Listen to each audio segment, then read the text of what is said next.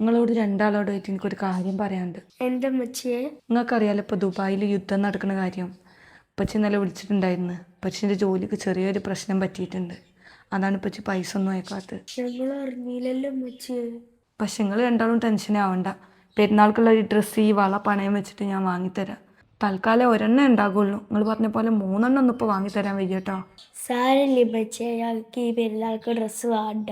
ഞങ്ങൾ ഇടാത്ത ഡ്രസ്സ് ഉണ്ടല്ലോ, അത് മതി. ഈ പ്രശ്നം തീരുന്നവരെ എല്ലാ കാര്യത്തിലും നിങ്ങളൊന്ന് അഡ്ജസ്റ്റ് ചെയ്യണം കേട്ടോ. നിങ്ങൾ രണ്ടാളും കൂടി കളിക്ക്, ഞാൻ അടുക്കളയിക്കോട്ടെ. എടാ, ഈ ഉമ്മച്ചി പറഞ്ഞ കേട്ടാ? ഞാൻ കേട്ട്.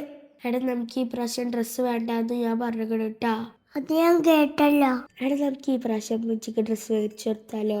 എല്ലാ പ്രാവശ്യം മേടിച്ചു തരണല്ലേ. നീ പൈസ ഉണ്ട് ഇഷ്ടത്താത്ത.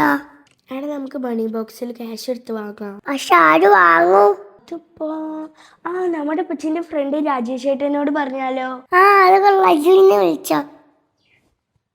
ഹലോ, രാജേഷ് ഏട്ടനല്ലേ?